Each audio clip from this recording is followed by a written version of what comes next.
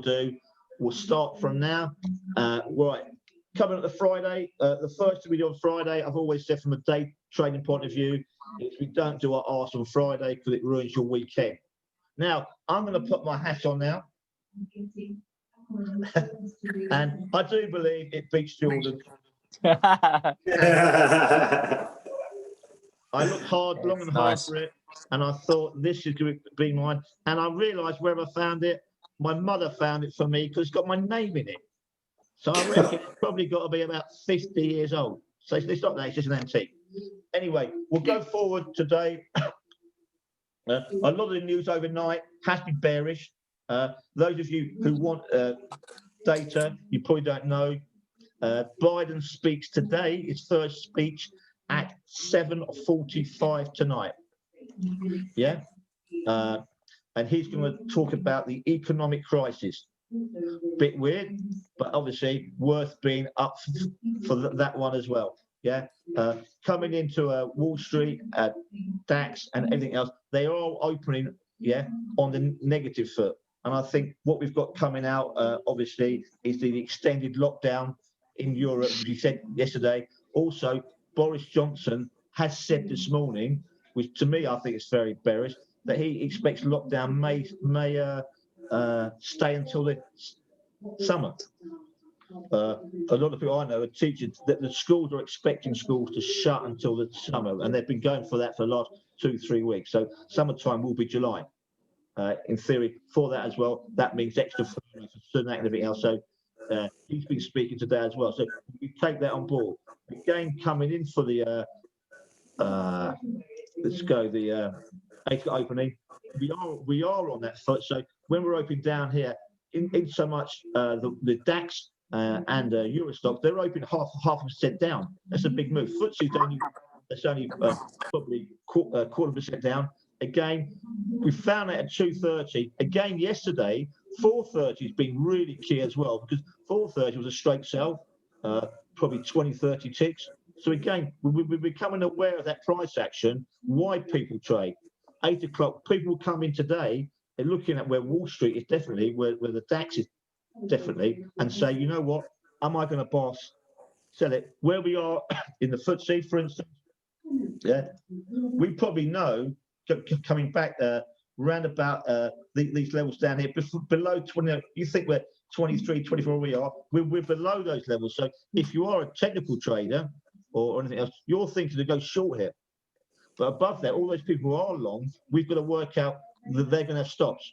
And there's no shock here that people are getting slightly bearish, because Wall Street made new highs, Nasdaq made new highs, the DAX has had a very tight range.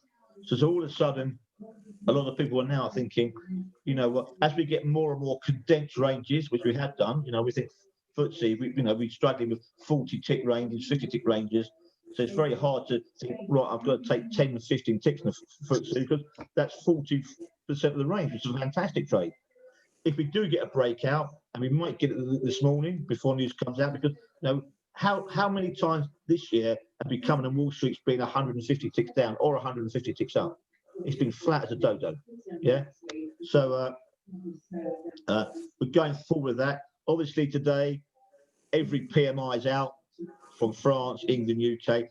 That will come out. I think we start at what's it? My hat 8:15, 8:45. We go on with that on the news.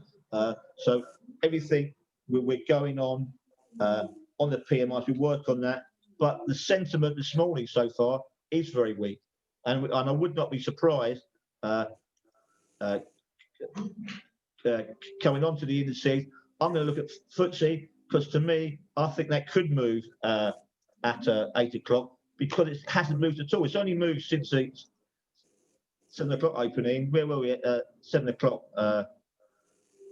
Not in here. We were higher there, about 13. So we're probably off 7 or 8 ticks. Yeah.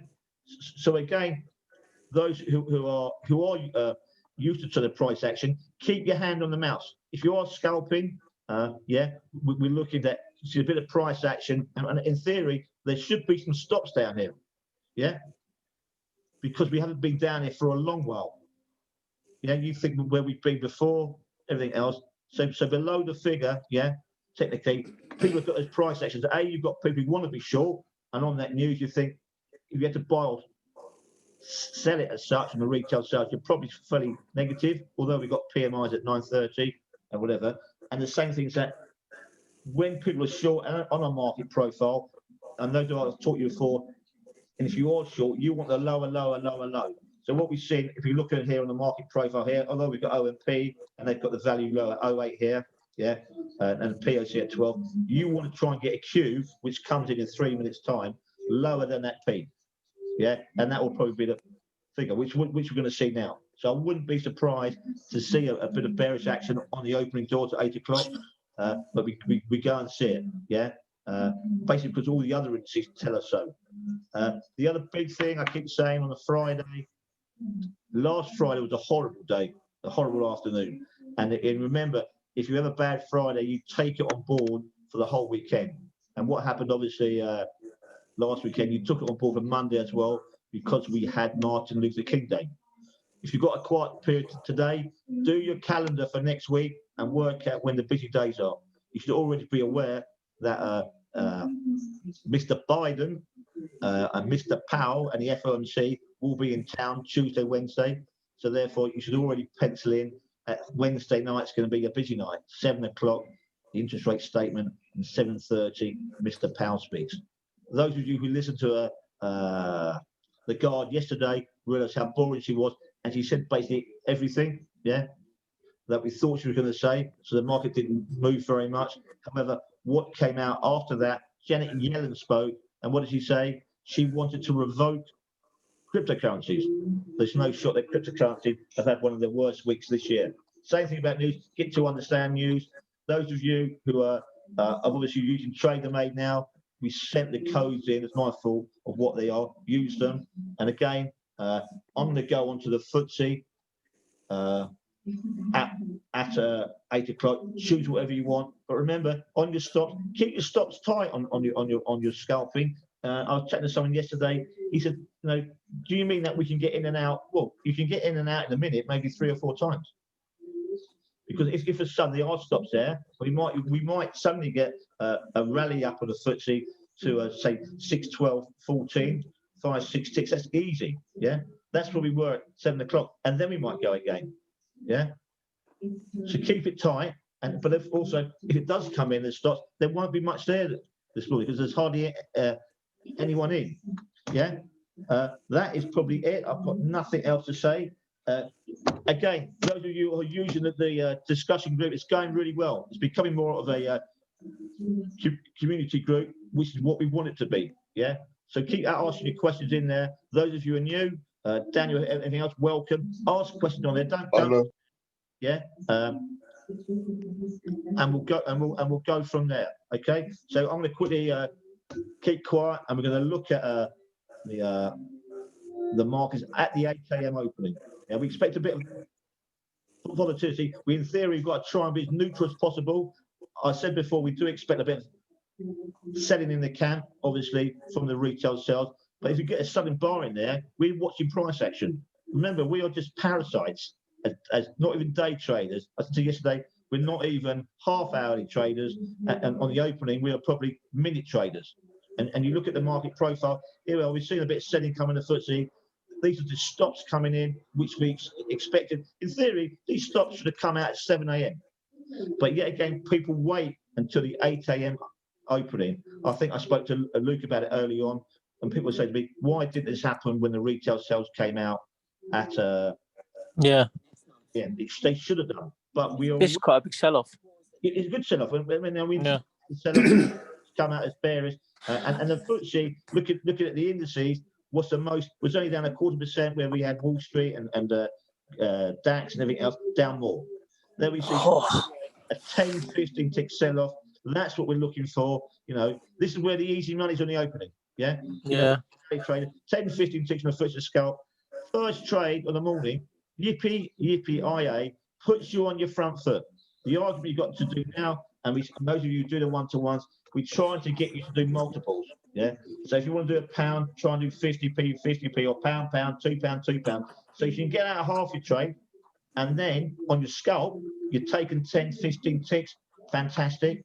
then you have the option of putting a stop where you are, but you're still in the game. So now you've almost turned, I know it's against all the rules, your scalp into a trade, but your last multiple you've got on, yeah, you can think, let's have a look at the FTSE as such, where we're going to go. Let's go to some other levels here. The last time we were down here, we might probably go back to the 6th of January. Those of you who are aware of the 6th of January, so we had that massive rally in the FTSE when we had 250 ticks. And what are we now trading? 6688. We're probably looking at, we're up here really, so we're probably looking somewhere here, probably another 40 ticks. There's not a lot there because that day on the 6th, we went from a 930, which was a PMI on the 6th, yeah? We went from a 666 in 2 hours up to 68 with that massive 4% rally. That's why the FTSE is fairly thin, because basically it's basically taken us 2 weeks to come back to where we were, yeah? Again, the scalp, take your money, don't be greedy, yeah? Not bad. So I'm going to look at the other indices, yeah? Have we moved very much? Wall Street hasn't really moved, but that FTSE, we said we expected there to be stops. All that was in the first minute or so was the price action stops. People were long overnight, and people who didn't like the retail sales. That's what we're here for, to find the cheap money, yeah. And let's not ever forget it. Okay. Yeah, that was quite easy. That was quite, and we don't use that word very often. No. Yeah, and there's a reason for it. However, I think on the competition, I've won the hat competition. Anyway, can if they want to put their Harry, yeah, you come in. I think Harry's better than yours. Yeah, so we might carry on until midday, because I think a few other people may want to add to it, and you can put it on a discussion group if you want. I think so far, I think it's me, Harry, and then yeah. But anyway, we're back on the discussion group. We'll go through the PMI, but remember that the big key on Friday is don't let Friday ruin your weekend. So in a way, we've got an idea of where our stop losses are for the day. We've got an idea of where your profits are for the day. I've got quite a trade now. I sold Wall Street at 6 o'clock this morning, and I'm quite well on side. And my profit I put in was miles away, like 160 ticks. I'm only like 20 ticks away from that. So in theory, yeah, if I was day trading, I get that. I'll be walking out the door about 8:10. Neil, so say you've got that trade on, right, and you're 120 ticks on side now. Yeah. So do you religiously leave your stop and profit where it is? I have now, because it was a trade. Because some people asked me this morning, what are you going to do with stop when they move that? I have diluted it twice. I'd like 10 units on, so I've now got 8 units on. Because you've got to take some money off the table. I'm thinking, hang on, after what happened yesterday, you're turning down 100 ticks in the Wall Street. Yeah.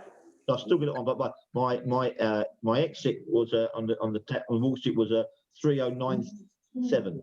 Yeah, so it's still there. I've got to contemplate now whether I move my stop down. But in theory, if I get filled at my price as a day trader, I'll turn my machine off, and that's my weekend done. Right. No question. I don't care if a bomb goes off. Right. Because that has probably made me a week's profit. Put a nice size on there, and being patient to do that. I wanted to be short Wall Street last night, but it didn't move enough, so I was flat. So in theory, I might have given up 20, 30 ticks. Yeah. But I said there's a few other people who were short last night. I said, in theory, when you run an overnight, you've got to run your profits probably not 3 or 4 times, probably 8 or 9 times, because of the risk reward, because you know what can happen overnight all the way through. Okay. Right. Anything else? The hat competition was last, and I think what's the prize we're going to give? A 1-to-1. Yeah. So George, you might have to get another hat. And by the way, if I do look like losing, Harry, I did find this one. Yeah. And I also have this one. So I have got another couple downstairs, but they'll stay down there for now. Yeah. I'll see how we go. I'll speak to you all later. Have a good day. See you later. See you later, mate. Thanks, Neil.